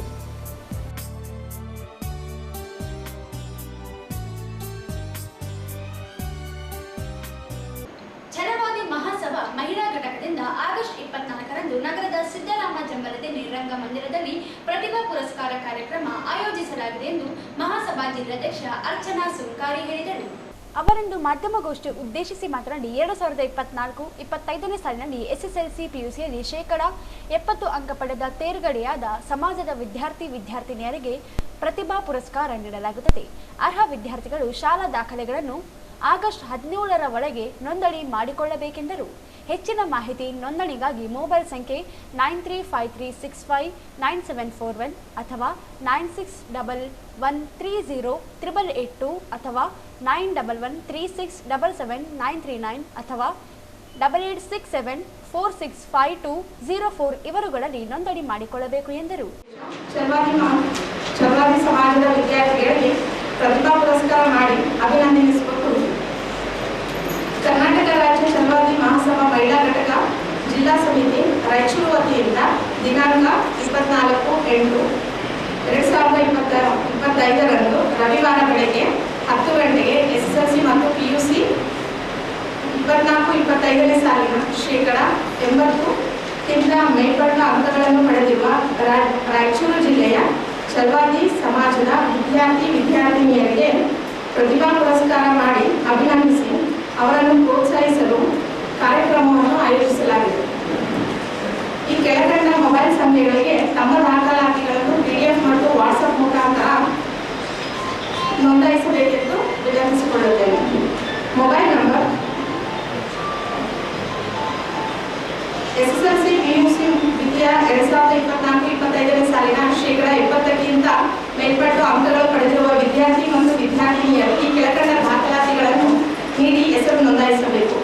ಶಾಲಾ ಕಾಲೇಜು ಪ್ರಾಂಶುಪಾಲರಿಂದ ದೃಢೀಕೃತ ಅಂಕಪಟ್ಟಿ, 2ನೇದು ಆಧಾರ್ ಕಾರ್ಡ್, ಜಾತಿ ಪ್ರಮಾಣ ಪತ್ರ, ಮೊಬೈಲ್ ಸಂಖ್ಯೆ, ಹೆಸರು ನೋಂದಾಯಿಸುವ ಕೊನೆಯ ದಿನಾಂಕ 17/8/2025 ಇದ್ದು ಶೇಕಡಾ 70ಕ್ಕಿಂತ ಅಧಿಕ ಮೇಲ್ಪಟ್ಟ ಅಂಕಗಳನ್ನು ಪಡೆದಿರುವ ಛಲವಾದಿ ಸಮಾಜದ ಎಲ್ಲ ವಿದ್ಯಾರ್ಥಿಗಳು ಹೆಸರನ್ನು ನೋಂದಾಯಿಸಿ ಕಾರ್ಯಕ್ರಮವನ್ನು ಯಶಸ್ವಿ ಮಾಡಬೇಕೆಂದು ಕೇಳಿಕೊಳ್ಳುತ್ತೇವೆ. ಈ ಸಂದರ್ಭದಲ್ಲಿ ರಾಜ್ಯ ಸಂಘಟನಾ ಕಾರ್ಯದರ್ಶಿ ಲಲಿತಾ ಆರೋಲಿಕರ್, ಸುಜಾತಾ ದಾಸ್, ನಾಗರತ್ನ ಆರ್, ಸಾವಿತ್ರಿ ಪುಲಿ, ಜಯಶ್ರೀ ಮಾರಪ್ಪ, ಮೀನಾಕ್ಷಿ, ಪ್ರಿಯದರ್ಶಿನಿ, ನಂದಿನಿ ಇದ್ದರು. ನ್ಯಾಯವಾದಿ ಆಗಿರುವ ಎಸ್.ಜಿ. ಮಠ ಅವರು ನನ್ನ ಹೆಸರಿನಲ್ಲಿ ನಕಲಿ ಸಹಿ ಮಾಡಿ ಆಸ್ತಿ ಕಬಳಿಸಿದ್ದು ಇದರಿಂದ ಅನ್ಯಾಯವಾಗಿದೆ. ಕೂಡಲೇ ಎಸ್.ಜಿ. ಮಠ ವಿರುದ್ಧ ಸೂಕ್ತ ಕಾನೂನು ಕ್ರಮ ಜರುಗಿಸುವಂತೆ ಶಕ್ತಿನಗರ ನಿವಾಸಿ ಶಿವಶರಣಯ್ಯ ಸ್ವಾಮಿ ಹಿರೇಮಠ್ ಆರೋಪಿಸಿದರು. ಅವರನ್ನು ಮಾಧ್ಯಮಗೋಷ್ಠಿಯನ್ನು ಉದ್ದೇಶಿಸಿ ಮಾತನಾಡಿ ಕೆಪಿಸಿಎಲ್ ಮನೆಗಳನ್ನು ಹರಾಜು ಹಾಗೂ ಟೆಂಡರ್ ಮಾಡುವ ವೇಳೆ ಕೆಪಿಸಿಎಲ್ ಸಿಬ್ಬಂದಿಗೆ ಮಾತ್ರ ಹರಾಜು ಮಾಡಲು ನಿರ್ಣಯ ಮಾಡಲಾಗಿದ್ದು, ಆಗ ಶರಣಬಸಯ್ಯ, ಗಂಗಯ್ಯ ಮಠ, ಎಸ್ಜಿ ಮಠ ಅವರ ಪತ್ನಿ ಮನೆಯನ್ನು ತೆಗೆದುಕೊಳ್ಳಲು ಹೇಳಿದಾಗ ಆದಾಯ ತೆರಿಗೆ ಉಳಿದರೆ ತೆಗೆದುಕೊಳ್ಳುವುದಾಗಿ ಹೇಳಿದರು. ಕೇಳದೆ ಮನೆ ಕೊಡಿಸಿದ್ದು 3 ಕಂತುಗಳಲ್ಲಿ ಕಟ್ಟಬೇಕಿದ್ದ ಹಣದಲ್ಲಿ ನಾನು ರಾಜ್ಯದಲ್ಲಿಯೇ ಇಲ್ಲದ ಸಮಯದಲ್ಲಿ ಎಸ್ಜಿ ಮಠ ಅವರೇ ಹಣವನ್ನು ಕಟ್ಟಿ ನೋಂದಣಿ ಮಾಡಿಸಿಕೊಂಡಿದ್ದು ನನಗೆ ತಿಳಿಯದೆ ನಕಲಿ ಸಹಿ ಮಾಡಿ ಅನ್ಯಾಯ ಮಾಡಲಾಗಿದೆ. ಪ್ರಸ್ತುತ 1.50 ಕೋಟಿ ರೂಪಾಯಿಯ ಆಸ್ತಿಯನ್ನು ಮೋಸ ಮಾಡಿದ್ದಾರೆ ಎಂದು ತಿಳಿಸಿದರು. ಕರ್ನಾಟಕ ವಿದ್ಯುತ್ ನಿಗಮ ನಿಯಮಿತ ಒಂದು ಮನೆಗಳ ಹಂಚಿಕೆ ಪ್ರಾರಂಭವಾಯಿತು. ಅದರಲ್ಲಿ ಒಂದು ಮನೆ ತಗೋತದೆ. ನಾನು ತಗೊಳ್ದ ಅವಶ್ಯಕತೆ ಇದ್ದಿದ್ದಿಲ್ಲ. ತಗೋವಾಗ ನಾನು ತಗೊಂತೆ ಅಂತ ಹೇಳಿದೆ. ತಗೊಂಡ್ರು ಸಹ ಆಯ್ತಮ್ಮ, ನಾನು ತೆರಿಗೆ ಆದಾಯಗಳು ಹೆಂಗಿದೆ ನಾನು ತಗೋತೆ, ಇಲ್ಲ ಅಂತ ಹೇಳಿದೆ. ಮನೆ ತಗೊಂಡ್ಮೇಲೆ ತಗೊಂಡ ನಂತರ ಏನಾಯಿತು, ಆ ಶ್ರೀಮತಿ ದೇವಮ್ಮ ತಿಳಿಸಿದ್ವಿ. ಆದರೂ ಸಹ ಕೆಪಿಸಿಗಳಿಗೆ ಮಾತ್ರ ಅಷ್ಟು ಮನೆ ಹೊಡೆದು ತೆಗೆದುಕೊಂಡಿರುತ್ತೇನೆ. ಆದರೆ ನನಗೆ ಆದಾಯ ತೆರಿಗೆ ಉಳಿಯೋಗಿದ್ದರೆ ತೆಗೆದುಕೊಳ್ಳುತ್ತೇನೆ ಎಂದು ಖಂಡಿತವಾಗಿ ತಿಳಿಸಿದ್ದೇನೆ. ಆದರೂ ತದನಂತರ ನನ್ನ ಹೆಸರಲ್ಲಿ 23/3/2005 ನೋಂದಣಿಯಾಗಿದೆ ಹೇಗಿರುತ್ತದೆ. ಆ ಪ್ರಯುಕ್ತ ತದನಂತರ ಅವತ್ತು 27ನೇ ತಾರೀಕು ನಾನು ಆದಾಯ ತೆರಿಗೆ ಸಂದಾಯ ಮಾಡಿಕೊಳ್ಳಲು ಹೇಳಿದ ಮೋಟಿವೇಶನ್ ಪ್ರತಿಯನ್ನು ತೆಗೆದುಕೊಂಡು ನಾನು KPCL ಸಬ್ಮಿಟ್ ಮಾಡೋದನ್ನು ಕೇಳಿದೆ. ಆದರೆ ಅವರು ನನ್ನ ಹೆಣ್ಮಕ್ಳ ತಂದೆಯಾಗಿದ್ದ ಮನೆಯವರಾಗಿರ್ತಕ್ಕಂಥವ್ರು SG ಭಟ್ ಅವರು ಏನಂತಂದರು, ಇಲ್ಲ ಮೋಟಿವೇಶನ್ ಲೇಟ್ ಆಗುತ್ತೆ, 8 ದಿನ ಆದ ನಂತರ ನಾನೇ ನೀವು ಮೋಟಿವೇಶನ್ ಮಾಡಿಸ್ಕೊಡ್ಲಿಲ್ಲ. ನಮ್ಗೆ ಪೇ ಸ್ಕೇಲ್ ತವಾಗ ಆ ಸಮಯದಲ್ಲಿ 2005 ಪೇ ಸ್ಕೇಲ್ ಇದ್ದು, ಆ ಪೇ ಸ್ಕೇಲ್ ಸಮಯದಲ್ಲಿ ನಾನು ಆ ಕಡೆ ಜ್ಞಾನ ಕಳೆದು ಅದು ಕಾರಣ ಇದೇನಾಯಿತು. ತದನಂತರ ಅಲ್ಲಿಗೆ ಇಲ್ಲ ನಾನು 90 ಗ್ರಾಮ ಬ್ಯಾಂಕ್ಗೆ ಲೋನ್ ಮಾಡಿಸೋನು ನೀವು ತೆರಿಗೆ ಒಳಗೆ ಮಾಡುತ್ತೇನೆ ಸರಿ ಅಂತ ಕಂಡು. ತದನಂತರ 2005 ರಿಜಿಸ್ಟ್ರೇಷನ್ ಆದಮೇಲೆ 2007 ಏನ್ಬಿಟ್ಟು ಆಯಿತು ಅಂತ ಹೇಳಿದ್ರು. ಆಮೇಲೆ 90 ಗ್ರಾಮೀಣ ಬ್ಯಾಂಕಲ್ಲಿ ಒಂದು ಅಕೌಂಟ್ ತೆಗೆದರು. ಅಲ್ಲಿ ನನಗೆ ಯಾವ ಥರ ಲೋನು ಇದಾಗಲಿಲ್ಲ. ಆದರೆ ನಾನು 2004 ನಾಗರಬಾಯಿ ಅಂತ ಇವತ್ತು ಬೆಂಗಳೂರಾಗಿದೆ, ಅಲ್ಲಿ ನಾನು ಮನೆ ಪ್ಲಾಟ್ ಮಾಡಿದೆ. ನನಗೆ ಆದಾಯ ತೆರಿಗೆ ಇರ್ತದಲ್ಲ, ಆಮೇಲೆ ಮನೆ ಕಟ್ಟಿದೆ ಅಂತ ಬಿಟ್ಟಿದ್ದೆ. ಆದರೆ ಬಿಜೆಪಿ ಯುವ ಮುಖಂಡ ರೋನಾಲ್ಡ್ ಸನ್ನಿ ಅಲಿಯಾಸ್ ರೋನಾಲ್ಡ್ ಅಗಸ್ಟಿನ್ ಇವರು ಗಡೀಪಾರು ಆದೇಶಕ್ಕೆ ಕಲಬುರಗಿ ಹೈಕೋರ್ಟ್ ತಡೆಯಾಜ್ಞೆ ನೀಡಿದೆ. ಪಶ್ಚಿಮ ಠಾಣೆಯ ಪೊಲೀಸರ ಶಿಫಾರಸಿನ ಮೇರೆಗೆ ಸಹಾಯಕ ಆಯುಕ್ತರು ಗಡೀಪಾರು ಆದೇಶ ಹೊರಡಿಸಿ ಚಾಮರಾಜನಗರ ಜಿಲ್ಲೆಯ ಹೊನ್ನೂರು ತಾಲೂಕಿನ ಗ್ರಾಮಕ್ಕೆ ಗಡೀಪಾರು ಆದೇಶ ಮಾಡಿದರು. ಗಡೀಪಾರು ಮಾಡಲು ಆರೋಪಿಸಲಾಗಿದ್ದ ಕೆಲ ಪ್ರಕರಣಗಳಲ್ಲಿ ಆರೋಪಿ ಖುಲಾಸೆಯಾಗಿದ್ದರೂ ಉಲ್ಲೇಖಿಸಿರುವುದನ್ನು ಪ್ರಶ್ನಿಸಿ ಹೈಕೋರ್ಟ್ ಮೊರೆ ಹೋಗಲಾಗಿತ್ತು. ಪ್ರಕರಣ ವಿಚಾರಣೆ ನಡೆಸಿ ರೋನಾಲ್ಡ್ ಸನ್ನಿ ಜಾಮೀನು ಮಂಜೂರು ಮಾಡಿದ್ದು ವಿಚಾರಣೆಯನ್ನು 21ಕ್ಕೆ ಮುಂದೂಡಲಾಗಿದೆ. ನಕಲಿ ದಾಖಲೆ ಸೃಷ್ಟಿಸಿ ವಂಚನೆ ಪ್ರಕರಣದಲ್ಲಿ ಆರೋಪಿಗಳಾದ MD ಜಾವೇದ್, ಅಕ್ಷಯ್ ಕುಮಾರ್ ಭಂಡಾರಿ ಅಲಿಯಾಸ್ ಪ್ರಮೋದ್, ನೀಲಕಂಠ, ಪ್ರಮೋದ್ ಕುಮಾರ್, ಭೀಮಣ್ಣ ಎನ್ನುವರ ಜಾಮೀನು ಹೈಕೋರ್ಟ್ ನಿರೀಕ್ಷಣಾ ಜಾಮೀನು ರದ್ದುಗೊಳಿಸಿದೆ. ರಾಯಚೂರು ಮತ್ತು ಸಿರವಾರಗಳಲ್ಲಿ ಬೇರೊಬ್ಬರ ಆಸ್ತಿಯನ್ನು ನಕಲಿ ದಾಖಲೆ, ನಕಲಿ ವ್ಯಕ್ತಿ ಸೃಷ್ಟಿಸಿ ಕಬಳಿಸಲು ಯತ್ನಿಸಿರುವ ಪ್ರಕರಣಗಳಲ್ಲಿ ನಗರದ ಪಶ್ಚಿಮ ಠಾಣೆ ಮತ್ತು ಸಿರವಾರ ಪೊಲೀಸ್ ಠಾಣೆಗಳಲ್ಲಿ ಕ್ರಿಮಿನಲ್ ಪ್ರಕರಣ ದಾಖಲಾಗಿದ್ದರೂ ಜಿಲ್ಲಾ ನ್ಯಾಯಾಲಯದಲ್ಲಿ ಜಾಮೀನು ಅರ್ಜಿ ತಿರಸ್ಕೃತಗೊಂಡಿದ್ದರಿಂದ ಆರೋಪಿಗಳು ಹೈಕೋರ್ಟ್ ಮೊರೆ ಹೋಗಿದ್ದರು. ಹೈಕೋರ್ಟ್ನಲ್ಲಿ ಅರ್ಜಿ ವಿಚಾರಣೆ ನಡೆಸಿದ ನ್ಯಾಯಾಲಯ ಆರೋಪಿಗಳ ಜಾಮೀನು ಅರ್ಜಿ ತಿರಸ್ಕೃತಗೊಳಿಸಿದೆ. ಆದರೂ ಆರೋಪಿಗಳನ್ನು ಪೊಲೀಸರು ಬಂಧಿಸದೇ ಇರುವುದು ಹಲವಾರು ಅನುಮಾನಗಳಿಗೆ ಕಾರಣವಾಗಿದೆ. 10 ಪ್ರಕರಣಗಳಲ್ಲಿ ಒಂದೇ ಆರೋಪಿಗಳು ಆಸ್ತಿ ಕಬಳಿಸಲು ಪ್ರಯತ್ನಿಸಿರುವುದು ಈಗಾಗಲೇ ದಾಖಲಾಗಿರುವ ದೂರುಗಳಿಂದ ಸಾಬೀತಾಗಿದೆ. ಆರೋಪಿಗಳನ್ನು ರಕ್ಷಿಸುತ್ತಿರುವವರು ಯಾರು ಎಂಬುದು ಪ್ರಶ್ನೆಯಾಗಿಯೇ ಉಳಿದಿದೆ. ವ್ಯವಸ್ಥಿತ ಜಾಲ ಜಿಲ್ಲೆಯಲ್ಲಿ ಕಾರ್ಯನಿರ್ವಹಿಸುತ್ತಿರುವುದು ಒಂದರ ಮೇಲೊಂದರಂತೆ ಬಯಲಾಗುತ್ತಿದ್ದರೂ ಪೊಲೀಸರು ಆರೋಪಿಗಳನ್ನು ಬಂಧಿಸದೆ ಜಾಮೀನು ಪಡೆಯಲು ಸಹಕಾರ ನೀಡುತ್ತಿದ್ದಾರೆ ಎಂಬ ಆರೋಪಗಳು ಸಾರ್ವಜನಿಕ ವಲಯದಿಂದ ಕೇಳಿಬಂದಿವೆ. ರಾಜಕೀಯ ನಾಯಕರು ಆರೋಪಿಗಳನ್ನು ರಕ್ಷಿಸಲು ಪೊಲೀಸರ ಮೇಲೆ ಒತ್ತಡ ಹಾಕುತ್ತಿದ್ದಾರೆ ಎಂಬ ಟೀಕೆಗಳು ವ್ಯಕ್ತವಾಗಲು ಕಾರಣವಾಗಿವೆ.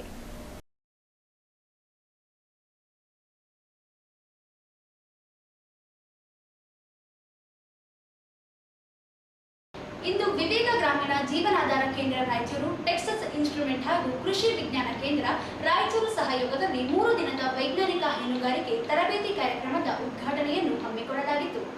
ಈ ಒಂದು ಕಾರ್ಯಕ್ರಮಕ್ಕೆ ಡಾಕ್ಟರ್ ಶ್ರೀ ತಿಮ್ಮಣ್ಣ ಹಿರಿಯ ವಿಜ್ಞಾನಿಗಳು ಹಾಗೂ ಕೃಷಿ ವಿಜ್ಞಾನ ಕೇಂದ್ರದ ಮುಖ್ಯಸ್ಥರು ಕೃಷಿ ಮಾತನಾಡಿ, ಇಂದು ರೈತರು ಅನೇಕ ಸಮಸ್ಯೆಗಳನ್ನು ಎದುರಿಸುತ್ತಿದ್ದಾರೆ.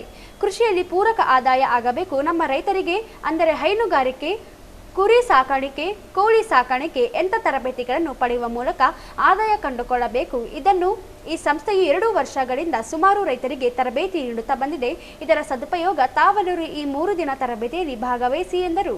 ಡಾಕ್ಟರ್ ಪ್ರಕಾಶ್ ಪ್ರಾಧ್ಯಾಪಕರು ಮಾತನಾಡಿ, ತಾವೆಲ್ಲರೂ ಈ ಒಂದು ಬಹುಮುಖ್ಯವಾದ ತರಬೇತಿಯಲ್ಲಿ ಭಾಗವಹಿಸಿದ್ದೀರಿ. ಈಗಾಗಲೇ ಹೈನುಗಾರಿಕೆ ಕುರಿತು ತಮಗೆ ಗೊತ್ತಿರುವ ವಿಷಯವೇ, ಆದರೆ ಈ ಒಂದು ಹೈನುಗಾರಿಕೆ ಮಾಡುವ ಪದ್ಧತಿಯಲ್ಲಿ ತುಂಬಾ ಬದಲಾವಣೆ ಆಗಿವೆ. ವೈಜ್ಞಾನಿಕವಾಗಿ ತುಂಬಾ ಸಲಕರಣೆಗಳು, ಹಾಲು ಹಿಂಡಲು ಮತ್ತು ಹಸು ಸಾಗಾಣಿಕೆಗೆ ಬೇಕಾದ 16 ಮಾದರಿಯ ಶೆಡ್ಗಳನ್ನು ಆವಿಷ್ಕಾರ ಮಾಡಲಾಗಿದೆ. ಇದೆಲ್ಲದರ ಕುರಿತು ಈ 3 ದಿನ ತಾವೆಲ್ಲರೂ ಸುಧಾರಿತ ಹೈನುಗಾರಿಕೆ ಕುರಿತು ಮಾಹಿತಿ ಪಡೆದುಕೊಂಡು ಕೃಷಿ ಜೊತೆ ಇತರೆ ಆದಾಯ ಗಳಿಸುವ ನಿಟ್ಟಿನಲ್ಲಿ ತಾವೆಲ್ಲರೂ ಚಿಂತನೆ ಮಾಡಿ ಇಡೀ ನಮ್ಮ ಕೃಷಿ ವಿಜ್ಞಾನ ಕೇಂದ್ರದಿಂದ ತಮಗೆ ಸದಾ ಮಾಹಿತಿ ನೀಡುವ ತಂಡ ನಮ್ಮಲ್ಲಿದೆ. ಇದರ ಸದುಪಯೋಗ ಪಡೆದುಕೊಳ್ಳಿ ಮತ್ತು ನಮ್ಮ ವಿಶ್ವವಿದ್ಯಾಲಯದಲ್ಲಿ ತಳಿಗಳು ಮತ್ತು ಮೇವಿನ ವಿವಿಧ ರೀತಿಯಲ್ಲಿ ಬೀಜಗಳು, ಮೇವಿನ ಗಣಿಕೆಗಳು ಸಿಗುತ್ತವೆ. ಇದರ ಸದುಪಯೋಗ ಪಡೆದುಕೊಳ್ಳಿ ಎಂದರು. ಗ್ರಾಮೀಣ ಜೀವನಾಧಾರ ಕೇಂದ್ರ ರಾಯಚೂರು ಇವರಿಗೆ ನಾನು ವಿಶೇಷವಾಗಿ ಧನ್ಯವಾದ ಹೇಳಕ್ಕೆ ಇಷ್ಟಪಡ್ತೀನಿ. ಯಾಕೆಂದರೆ ಇದು 2ನೇ ಸಲ ಅಂತ ಸರ್ ಆಲ್ರೆಡಿ ಹೇಳಿದರು, 2ನೇ ವರ್ಷ.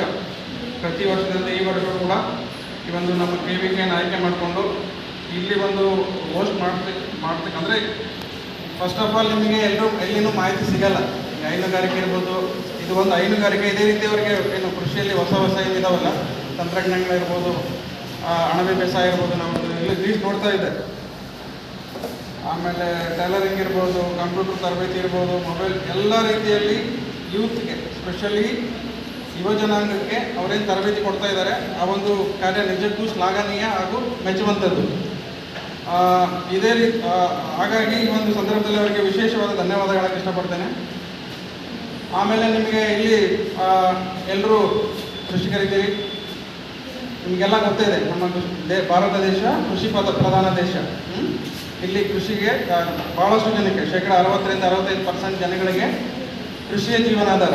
ಕೃಷಿಯಲ್ಲಿ ಅದರಲ್ಲಿ ಪ್ರಮುಖವಾಗಿ ನಮ್ಮ ಹೈನುಗಾರಿಕೆ ಇರ್ಬೋದು, ಜಾನುವಾರುಗಳಿರ್ಬೋದು, ಸ್ಪೆಷಲಿ ಏನು ಹಸು ಅಂತ ಹೇಳ್ತೀವಲ್ಲ, ಆಕಳಿಗೆ ನಮ್ಮ ಒಂದು ದೇಶದಲ್ಲಿ ಪೂಜನೀಯ ಭಾವ ಇದೆ. ನಿಮಗೆ ಗೊತ್ತಿದೆ, ನಮ್ಮದು ಕೃಷಿ ಪ್ರಧಾನ ದೇಶವಾದರ ಜೊತೆಗೆ ಧಾರ್ಮಿಕ ಸರ್ವಧರ್ಮಗಳ ಸಮನ್ವಯದ ಒಂದು ದೇಶ. ಧರ್ಮಗಳಲ್ಲಿ ಶಾಂತಿ ರೀತಿಯಿಂದ ಹೋಗ್ತಕ್ಕಂಥ ದೇಶ. ಅದೇ ರೀತಿ ಹಸುವಿಗೆ ಒಂದು ಅದರಲ್ಲಿ ನಾವು ಆದಾಯ ಹೆಚ್ಚಿಗೆ ಮಾಡಿಕೊಳ್ಳಿಕ್ಕೆ ವಿವಿಧ ಬಗೆಯ ಕೆಲಸಗಳನ್ನು, ಕೃಷಿ ಚಟುವಟಿಕೆಗಳನ್ನು ಮಾಡ್ತಾ ಇರ್ತೀವಿ. ನಮಗೇನಪ್ಪ ಅಂದರೆ ರೈತರಿಗೆ ಆದಾಯ ಪ್ರತಿನಿತ್ಯ, ಪ್ರತಿ ತಿಂಗಳು ನಮಗೆ ಹೆಚ್ಚಿಗೆ ಬರಬೇಕು. ಈ ಒಂದು ಸಂದರ್ಭದಲ್ಲಿ ನಮಗೇನಿಸ್ತಂದರೆ ಆದಾಯ ಕೃಷಿ ಕೆಲಸದಲ್ಲಿ ನಾವು ಸಾಕಷ್ಟು ನಮ್ಮ ಭಾಗದಲ್ಲಿ ಈ ಬೆಳೆಗಳೆಲ್ಲ ಬೆಳೀತಾ ಇರ್ತೀವಿ. ರೈತರಾದವರು ಬೆಳೆಗಳ ಒಂದು ಬೆಳೆದ ಮೇಲೆ ನಮಗೆ ಸ್ವಲ್ಪ ಆದಾಯ ಬರ್ತದೆ. ಆದರೆ ಕೆಲವೊಂದು ಸಂದರ್ಭದಲ್ಲಿ ಏನಾಗ್ತದೆ, ಆದಾಯ ಮಾರಾಟಕ್ಕೆ ಬಂದಿರ್ಬೋದು ಅಥವಾ ಇನ್ನಿತರ ಒಂದು ಬೇರೆ ವಿಷಯಕ್ಕೆ ಬಂದಾಗ ಅಲ್ಲಿ ಇಳುವರಿ ಕಡಿಮೆ ಆಯಿತು ಅಥವಾ ನಮಗೆ ರೈತರಿಗೆ ಅದು ಒಂದೇ ಈ ಒಂದು ಕೃಷಿ ಚಟುವಟಿಕೆಯಿಂದ ಲಾಭ ಆಗೋದಿಲ್ಲ ಅಂತಂದಾಗ ಇನ್ನಿತರ ಒಂದು ಮಾರ್ಗೋಪಾಯಗಳನ್ನು ನಾವು ನೋಡ್ಕೋಬೇಕಾಗ್ತದೆ. ಸಾಕಾಣಿಕೆ ಇದೆ ಮತ್ತು ಮೊಲ ಸಾಕಾಣಿಕೆ, ಅಂದರೆ ಬೇರೆ ಬೇರೆ ವಿವಿಧ ಮಾರ್ಗೋಪಾಯಗಳನ್ನು ನಾವು ಮಾಡಲೇಬೇಕಾಗ್ತದೆ. ಇಂಥ ಒಂದು ಸಂದರ್ಭದಲ್ಲಿ ಬರೀ ಹಾಲು ಮಾರಾಟ ಮಾಡದೆ ಹಾಲಿನಲ್ಲಿ ಇತರ ಉತ್ಪನ್ನಗಳನ್ನು ತಯಾರಿಸಿ ಮಾರಾಟ ಮಾಡಿದಾಗ ಆದಾಯದ ಮೂಲ ಜಾಸ್ತಿ ಆಗುತ್ತದೆ ಎಂದರು. ತರಬೇತಿಯ ಸಂಪನ್ಮೂಲ ವ್ಯಕ್ತಿಗಳಾಗಿ ಆಗಮಿಸಿದ್ದ ಡಾಕ್ಟರ್ ಶ್ರೀಧರ್, ಪ್ರಾಣಿಶಾಸ್ತ್ರ ವಿಭಾಗದ ಮುಖ್ಯಸ್ಥರು, ತರಬೇತಿಯನ್ನು 3 ದಿನ ನಡೆಸುತ್ತೇವೆ. ಇದರಲ್ಲಿ ಹಸುವಿನ ತಳಿಗಳು, ಮೇವು ಬೆಳೆಯುವ ಪದ್ಧತಿ, ರೋಗದ ಲಕ್ಷಣಗಳನ್ನು ಮತ್ತು ಲಸಿಕೆಗಳ ಬಗ್ಗೆ ಮಾಹಿತಿ ನೀಡುತ್ತೇವೆ ಎಂದರು. ಇನ್ನೊಬ್ಬರು ಸಂಪನ್ಮೂಲ ವ್ಯಕ್ತಿಗಳಾಗಿ ಡಾಕ್ಟರ್ SS ಪಾಟೀಲ್, ನಿವೃತ್ತ ಉಪನಿರ್ದೇಶಕರು, ಪಶುಸಂಗೋಪನಾ ಇಲಾಖೆ ರಾಯಚೂರು ಅವರು ವೇದಿಕೆ ಮೇಲೆ ಉಪಸ್ಥಿತರಿದ್ದು, ಸಂಸ್ಥೆಯು ಇಂಥ ಸುಮಾರು ತರಬೇತಿಗಳನ್ನು ಮಾಡುತ್ತಿದೆ. ಅದು ಗ್ರಾಮೀಣ ಭಾಗದಲ್ಲಿ ಇರುವ ರೈತರಿಗೆ ಇದರ ಮಾಹಿತಿ ಖುದ್ದಾಗಿ ಸಿಬ್ಬಂದಿಗಳು ನೀಡಿ, ನಿಮ್ಮನ್ನೆಲ್ಲ ಇಲ್ಲಿಗೆ 3 ದಿನದ ಹೈನುಗಾರಿಕೆ ತರಬೇತಿಗೆ ಬಂದಿದ್ದೀರಿ. ಇಲ್ಲಿ ಎಲ್ಲರೂ ವಿಜ್ಞಾನಿಗಳು ಉಪಸ್ಥಿತರಿದ್ದಾರೆ. ಇವರೆಲ್ಲರೂ ನೀಡುವ ಮಾಹಿತಿ ನೀವುಗಳು ಪಡೆದಿದ್ದು ಆದಲ್ಲಿ ಹೈನುಗಾರಿಕೆಯಲ್ಲಿ ಯಶಸ್ಸು ಕಾಣುತ್ತೀರಿ. ಸಹಕಾರದಿಂದ ಅನೇಕ ಸಾಲ ಸೌಲಭ್ಯಗಳು ಇವೆ. ಇದರ ಸದುಪಯೋಗ ಪಡೆದುಕೊಂಡು ನೀವೆಲ್ಲರೂ ಇದರಲ್ಲಿ ಗಳಿಸಿ ಆದಾಯದ ಮೂಲ ಕಂಡುಕೊಳ್ಳಿ ಎಂದು ತಿಳಿಸಿದರು. ಇಂದು ಈ ವೈಜ್ಞಾನಿಕ ಹಸು ಸಾಗಾಣಿಕೆ ಹೈನುಗಾರಿಕೆ ತರಬೇತಿಯನ್ನು ನೀಡುತ್ತಿದ್ದೇವೆ. ತರಬೇತಿ ಪಡೆದುಕೊಂಡ ಅದೆಷ್ಟೋ ರೈತರು ಸ್ವಸಹಾಯ ಸಂಘದ ಮಹಿಳೆಯರು ಸಣ್ಣ ಪುಟ್ಟ ಸಾಲ ಸೌಲಭ್ಯ ಪಡೆಯುವ ಮೂಲಕ ಇಂದು ಸಾಗಾಣಿಕೆ ಮಾಡುತ್ತಿದ್ದಾರೆ. ಸಂಸ್ಥೆಯು ಬರೀ ತರಬೇತಿ ಕೊಡದೆ ಅವರು ತರಬೇತಿ ನಂತರ ಅವರ ಫಾಲೋ ಅಪ್ ಮಾಡಿ ಎಷ್ಟೋ ಜನ ಇದರಲ್ಲಿ ತೊಡಗಿದವರಿಗೆ ಏನು ತೊಂದರೆ ಎಂಬುದನ್ನು ಅರಿಯುವ ಕೆಲಸ ಸಂಸ್ಥೆ ಮಾಡುತ್ತಿದೆ ಮತ್ತು ಅದೆಷ್ಟೋ ಜನರಿಗೆ ಬ್ಯಾಂಕ್ಗೆ ಹೋಗಿ ಸಾಲ ಸೌಲಭ್ಯ ನೀಡುವಂತೆ ಕೋರಲಾಗಿದೆ. ಸಾಲ ಸೌಲಭ್ಯ ನೀಡುವಂತ NLM ಮತ್ತು PMEGP ಯೋಜನೆಗಳಿಗೆ ಬೇಕಾದ ಪ್ರಾಜೆಕ್ಟ್ ರಿಪೋರ್ಟ್ ಅನ್ನು ಕೂಡ ಸಂಸ್ಥೆಯು ಉಚಿತವಾಗಿ ತಯಾರಿಸಿಕೊಡುತ್ತಿದೆ. ಒಟ್ಟಿನಲ್ಲಿ ರೈತರು ವಿವಿಧ ರೀತಿಯ ಆದಾಯವನ್ನು ಗಳಿಸಲು ಅಭಿವೃದ್ಧಿ ಹೊಂದಲಿ ಎಂಬುದು ಸಂಸ್ಥೆಯ ಆಶಯ. ಇದಕ್ಕೆ ಕೃಷಿ ವಿಜ್ಞಾನ ಕೇಂದ್ರದ ವಿಜ್ಞಾನಿಗಳು ತುಂಬಾ ಸಹಕಾರ ನೀಡಿ ಸಂಪನ್ಮೂಲ ವ್ಯಕ್ತಿಗಳಾಗಿ ಆಗಮಿಸಿ ಈ ಎಲ್ಲ ತರಬೇತಿಗಳನ್ನು ಯಶಸ್ಸಿಗೆ ಕಾರಣರಾಗಿದ್ದಾರೆ ಎಂದರು. ತಾವೆಲ್ಲರೂ 3 ದಿನ ತಪ್ಪದೆ ಬಂದು ವಿಜ್ಞಾನಿಗಳು ನೀಡುವ ಮಾಹಿತಿ ಪಡೆದುಕೊಂಡು ಹೋಗಿ ಬರೀ ಪ್ರಮಾಣ ಪತ್ರಕ್ಕೆ ಮಾತ್ರ ಬೇಡ, ಇದು ತುಂಬಾ ಉಪಯುಕ್ತ ಮಾಹಿತಿ ನೀಡುತ್ತಾರೆ ಎಂದರು.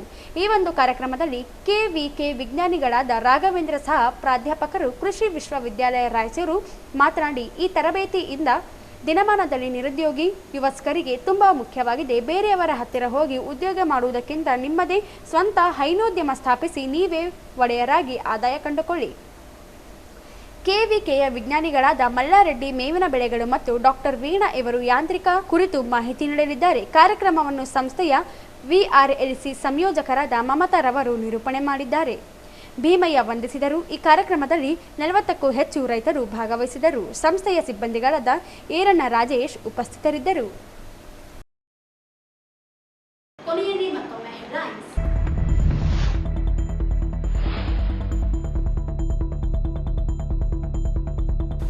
ಸಾರಿಗೆ ನೌಕರರ ಮುಷ್ಕರ, ತಡವಾಗಿ ರಸ್ತೆಗಿಳಿದ ಬಸ್ಗಳು, ಪ್ರಯಾಣಿಕರ ಪರದಾಟ.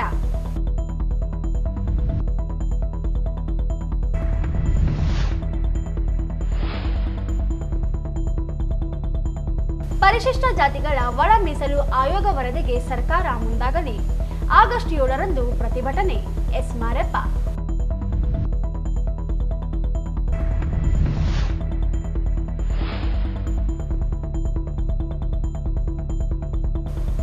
ಹೈದರಾಬಾದ್ ಕರ್ನಾಟಕ ಜಿಲ್ಲೆಗಳಲ್ಲಿ ಶಿಕ್ಷಕರ ನೇಮಕಾತಿಗೆ ಸಿಎಂ ಮುಂದಾಗಲಿ.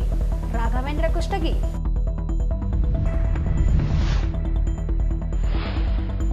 ಆಗಸ್ಟ್ 8ರಿಂದ ಅಗ್ನಿಪಥ ಸೈನಿಕ ಭರ್ತಿ, ಅಭ್ಯರ್ಥಿಗಳಿಗೆ ಉಚಿತ ವಸತಿ, ಊಟ, ಸಾರಿಗೆ ವ್ಯವಸ್ಥೆ, ದಾನಿಗಳ ಸಹಕಾರ. ಕೃಷ್ಣ ಶಾವಂತಗೇರ.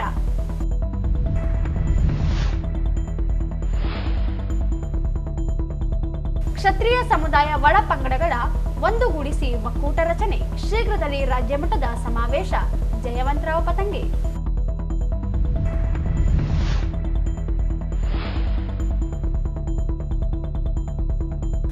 ಆಗಸ್ಟ್ 24ರಂದು ಛಲವಾದಿ ಮಹಾಸಭಾ ಮಹಿಳಾ ಘಟಕದಿಂದ ಪ್ರತಿಭಾ ಪುರಸ್ಕಾರ. ಅರ್ಚನಾ ಸುಂಕಾರಿ.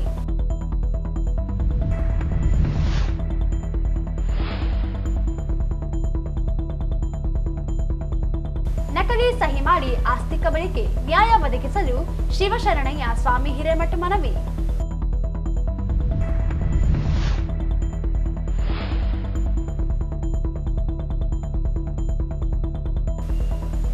ಗಡಿ ಪಾರಾಗಿದ್ದ ಸನ್ನಿ ರೋನಾಡ್ಗೆ ಹೈಕೋರ್ಟ್ ಜಾಮೀನು.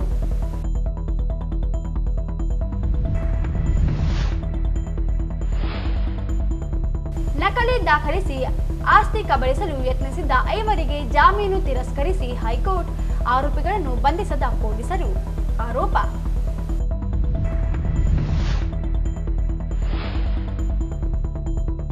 ಜಿಲ್ಲೆಯಲ್ಲಿ 5/8/2025ರಿಂದ 3 ದಿನಗಳವರೆಗೆ ವೈಜ್ಞಾನಿಕ ಹೈನುಗಾರಿಕೆ ತರಬೇತಿ ಕಾರ್ಯಕ್ರಮ. ಇಲ್ಲಿಗೆ ವಾರ್ತೆಗಳ ಪ್ರಸಾರ ಮುಕ್ತಾಯವಾಯಿತು. ಮುಂದಿನ ವಾರ್ತೆಗಳೊಂದಿಗೆ ಮತ್ತೆ ಭೇಟಿಯಾಗೋಣ. ವಂದನೆಗಳು.